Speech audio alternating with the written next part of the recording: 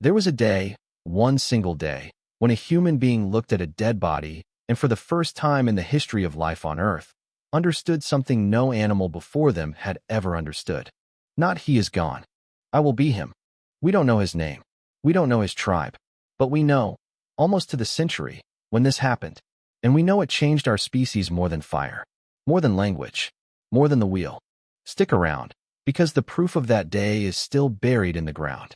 And the moment it happened to you, yes, you, is something your brain has already erased. By the end of this video, you'll know exactly why. Here's the fact that should stop you cold. Humans have been burying their dead, on purpose, with intention, sometimes with flowers, tools, red pigment pressed into the skin, for at least 100,000 years. Writing is 5,000 years old. Do the math. We have been staring death in the face for 20 times longer than we've had the ability to write a single word about it. Which raises a question that should bother you. If animals don't fear death the way we do, what exactly happened inside the human skull to change that? Let's go back. Not to the funeral. Before it. Picture a small group of early humans, maybe 15 of them, moving across a dry valley in what is now Israel. One of them, an older member of the group, stops walking, sits down, doesn't get back up. The others wait. An hour passes, then a day. For every other species on this planet, this is where the story ends. A wolf pack does not mourn. A herd of elephants will nudge a body, sniff it, stand near it, but they do not understand it. They react to absence. They do not comprehend finality. But something different happened in that valley. Because here's the surprising part. The brain structure required to understand, I will die, is not the same as the one required to understand, you are dead. Recognizing death in others is simple pattern recognition. Stops moving, doesn't respond, starts to smell different. Understanding your own future death requires something else entirely. The ability to imagine a future you're not present in. As far as we know, humans are the only species that ever developed it. So somewhere, on some ordinary day, a human didn't just watch someone die. They watched someone die and thought about tomorrow and pictured themselves lying just as still.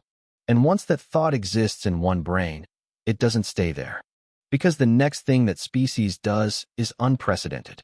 They start doing something no animal on Earth had ever done before. They start preparing for it. Now picture the next part slowly, because this is the part that matters most. The body doesn't get left in the valley.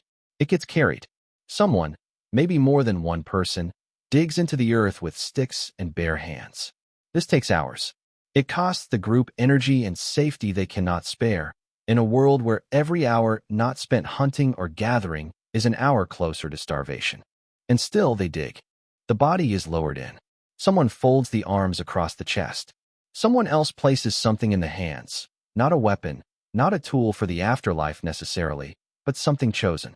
At Calf's Cave, that something was a pair of deer antlers. Stop and think about what that decision actually means. Nobody taught them to do this.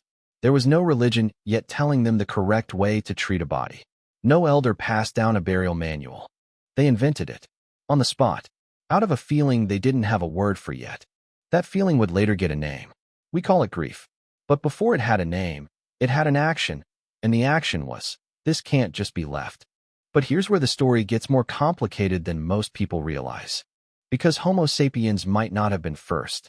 In a cave in northern Iraq called Shanidar, archaeologists found Neanderthal remains, a different species entirely, our evolutionary cousins, buried with what appeared to be flowers.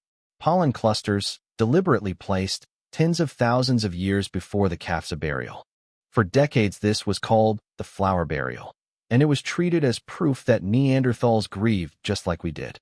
Then more recent research complicated it.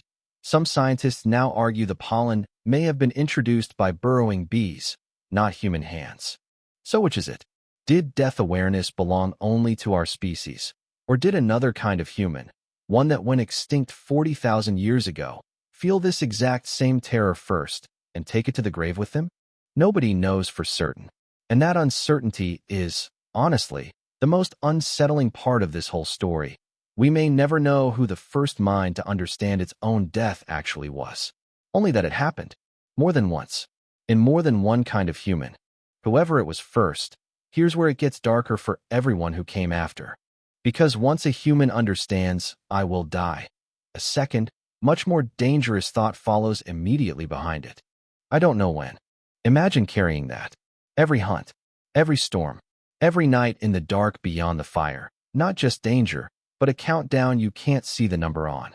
This single realization is likely the reason humans developed something almost no other animal needed: anxiety about the future. Not fear of a predator in front of you. Fear of a predator that might come. Fear of a winter that hasn't arrived yet. That fear never left us. It just changed shape.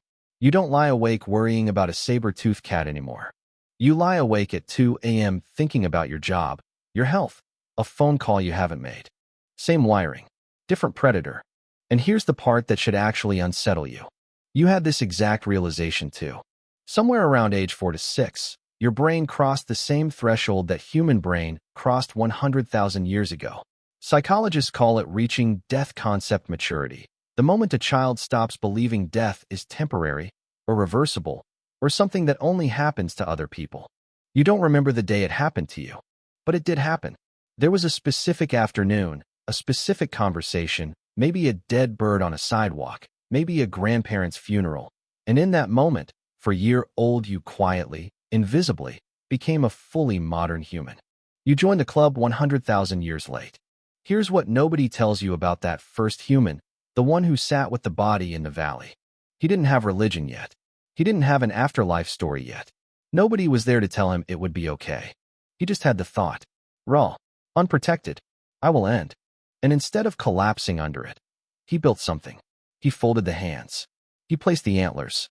He turned the worst thought a mind can have into the first ritual our species ever performed. Every funeral since then, every gravestone, every in loving memory, every candle lit for someone gone, is the same hand movement, repeated for 100,000 years by every kind of human that ever lived and died. And maybe that's the real inheritance. Not fire, not language, not tools. The willingness to sit next to the thing that terrifies you most and stay anyway. You're not just descended from humans who survived predators and winters. You're descended from the one who understood exactly what death meant for himself and stayed with the body anyway. That's not weakness. That was the first act of love our species ever performed.